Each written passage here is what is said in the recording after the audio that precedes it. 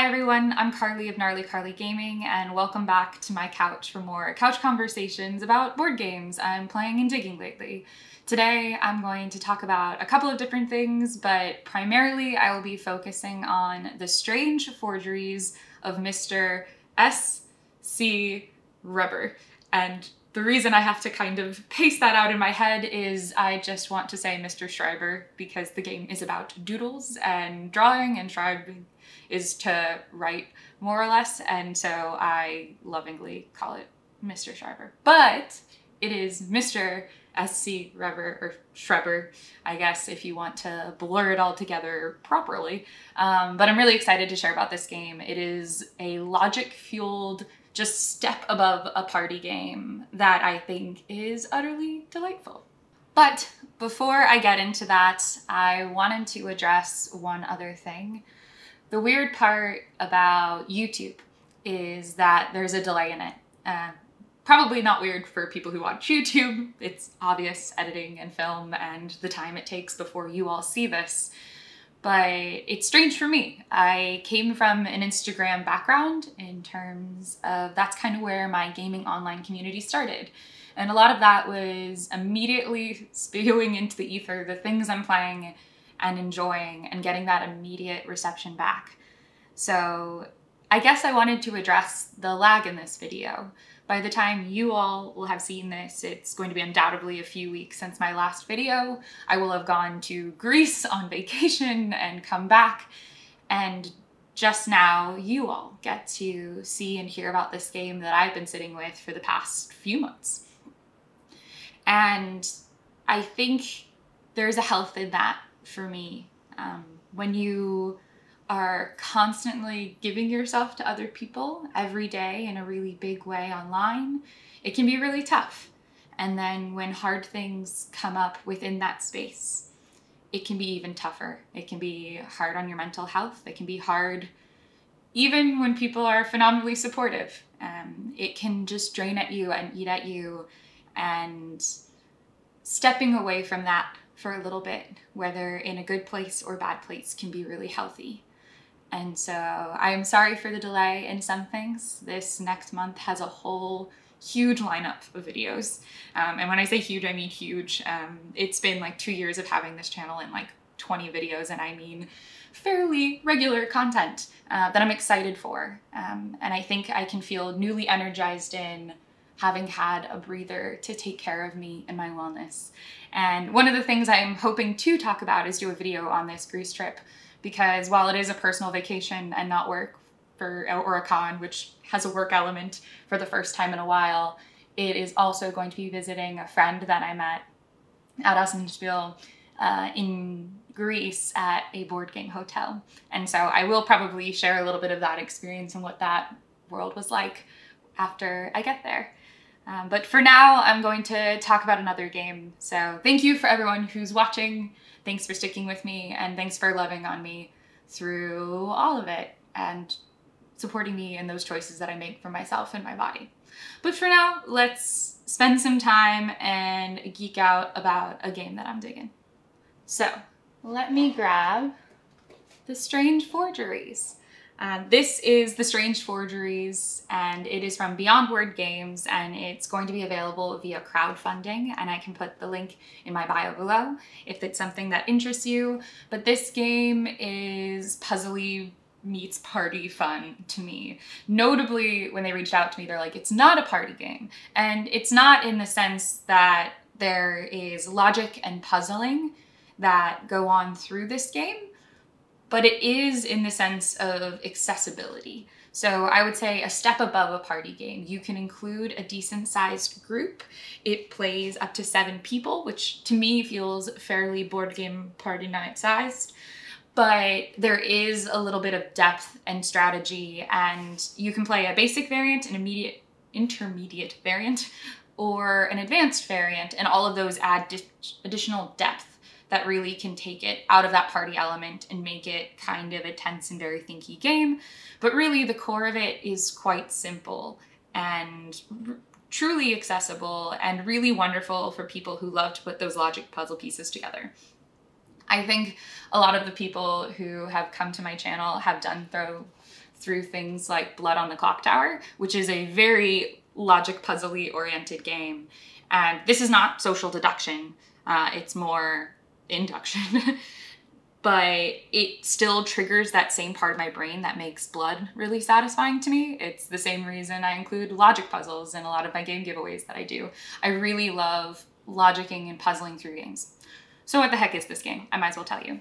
So in this game, essentially players are going to be competing to figure out a rule that one player, who will be the gallerist, has made about doodles.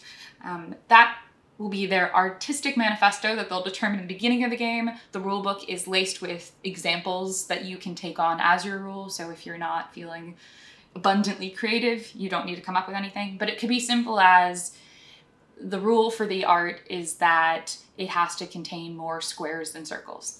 And they can make as simple of an art piece, little drawing as they want as that first masterpiece presented, and that follows that rule. The first one has to follow that rule. Everyone will get to see it. And then later in the game, other people are going to be contributing drawings to try to figure out the rule for themselves and to try to present masterpieces that may or may not follow the rule. I say may or may not because while they want to be able to ascertain what the rule is themselves, they would basically like to create forgeries that can confuse their opponents. Now, how does this work? There are 6 primary rounds, and so after the gallerist who has created the rule and has presented some pieces that do or don't follow the rule to everybody, everyone else will have a period of time where they can doodle away and create a bunch of little drawings. They'll do so on these little square sheets of paper, and then they'll present them to the gallerist. The gallerist will secretly mark everyone's drawings as accurate or not, and then give them back to them. So they'll start to get a sense of what the rule might be, and they could spend time teasing out the rule's particularities, or just trying to have a good enough idea that they can try to spot a fake. Because after 6 rounds, what they're going to do is they're going to take some of their drawings and they're going to put them in, and I have it right here, basically a clear little sheet that can like slot these cards into them. This is a prototype copy, but essentially everyone will be drawing on these little square papers. These will have been marked accurate or not by the gallerist, and they'll slot them in to make basically an exhibit full of, they could be originals, the ones that follow the rule and they know it, or they could be fake. Everyone else playing will have to mark off on their sheet which of their opponent's presented pieces they think are fake or real. And the person who more or less makes the least mistakes and guesses the rule correctly wins. This is the part of the game that confused me at first, because guessing the rule correctly in this game does not ultimately mean you know what the rule is. Bear with me. There's going to be a scam level in this game based on how difficult the clue is or the piece, because more circles than squares might not be that hard, but there's some that could be incredibly complicated because there's no limit on what these can be. You can make it whatever you want. I'd suggest quite basic for new players, but these can level up to pretty advanced concepts. And so people probably aren't going to guess it within 6 rounds, perfectly so. However, if at the end of the game, when they're looking at other opponents' pieces, if they're able to correctly guess which ones work and which ones don't, with under a certain threshold of mistakes, they're considered to have guessed the rule. Essentially, they can spot a forgery, and that's what matters. I think the guess the rule verbiage is a little confusing.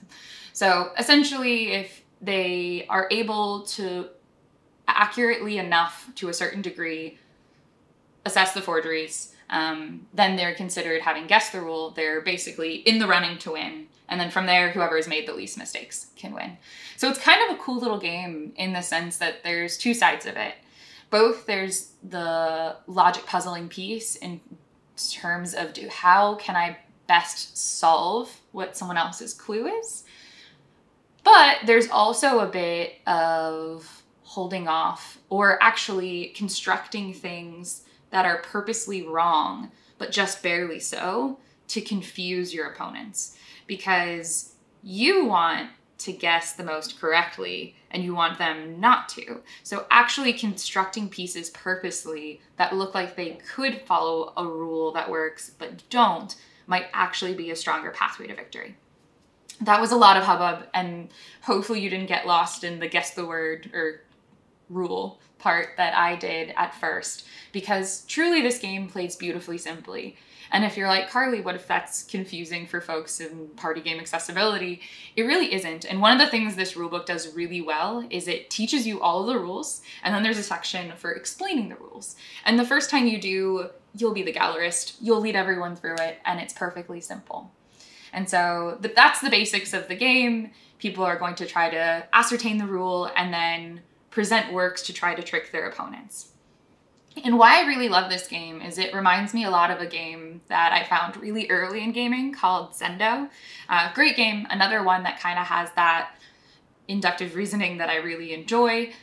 But in that game, there was a cap on like what the rules could be in the logic that was pretty strong. And so this one feels infinitely more expandable because doodles are pretty limitless and rules about doodles are pretty limitless.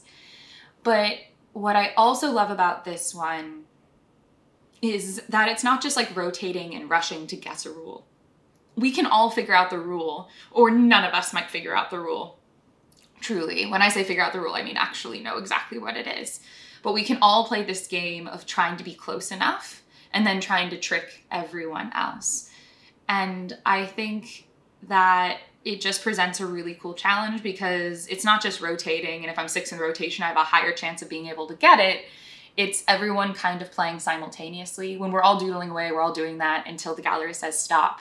And so there's this chance at luck that feels like rushed and chaotic and silly, but also everyone's kind of at that like even playing field inherently throughout the process and included throughout the whole process. So I find it really light and lovely on the surface while being thinky in a way that I really enjoy.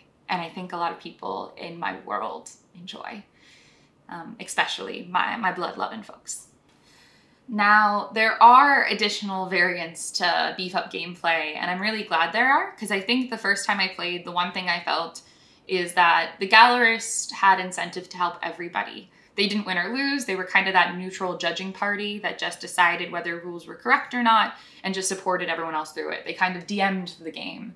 And I was like, oh, like I kind of wish they could play themselves in a way. And then I looked at the intermediate variant, and immediately they can.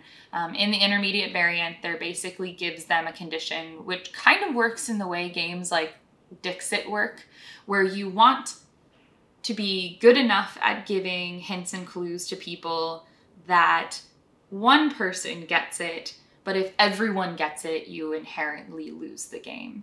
And so that exists basically in the intermediate version, where there's point scoring to be had, and the gallerist is basically in the running so long as someone gets it, but they get extra points for everyone who guesses wrong at the end. So who doesn't meet that threshold of being able to spot things, makes enough mistakes in this game. And so I really enjoy those advanced variants, because once you've had the chance to really like support your folks through the game, they get their mind around it, which honestly will take a whole one game, then you can beef it up a little bit where the gallerist has incentive to make it a little tougher, both in the types of clues they give, but also for the sake of their own potential victory. So it is competitive and logic and lovely doodling, and it's wonderful. And the game itself and all of the pieces within it also come with like a beautifully creepy and quirky art to me. And so I really enjoy the aesthetic of the game. I enjoy what it gives to a table in terms of a little bit of mental energy while really socially joyful. I think they're wonderful people who are working with me on games, and crowdfunding is how they can bring projects like this to life. And so it's really highly worth checking out. And so, yep, this is the game I really wanted to glow over before Greece. It's been sitting with me for a bit. A lot of times when it comes to crowdfunding games, I get them only a little bit before launch, and so we play them and it's rushed, but this one's been like sitting in my home and being enjoyed by the people I love for quite a little while, and so it's fun to finally geek out of it. as soon as they reached out to me and I saw that rule book, I was like, it's everything Zento wanted to be, but more and better. And I'm really delighted by it. And maybe you will be too. I will say in the crowdfunding, there are miniatures that I think are quirky and fun and cool that are based off the art here. They're not really essential to gameplay, but it can be a fun way to beef up your copy if it's something you like in terms of miniatures and art. But it is also another phenomenal way to support phenomenal people making phenomenal games. So that exists, and upcoming videos that I have, I'll give you guys a teaser of. So after this game and after my trip and after my like breather, I've got a ton of like new Kickstarters to tackle. One of the new expansions from CGE, Lost Ruins of Arnok, I just got, and that has a whole campaign element that's sitting on my table if you can see it now. And so that I'm going to do like full coverage of. I have a lot of other ones I want to do about old games that I really adore, including a couple more of my emotional top 10 games that I wanted to share with you all. And then I am going to do some that are a little more personal about me, about this couch, about how I think about creating content and monetization and all of these other things that I think are really important that you hear from me if this is something I choose to keep doing. But for today, get excited about Strange Forgeries and check out the Kickstarter if it's something that appeals to you. And I will see you later this week for another video. Take care, everybody.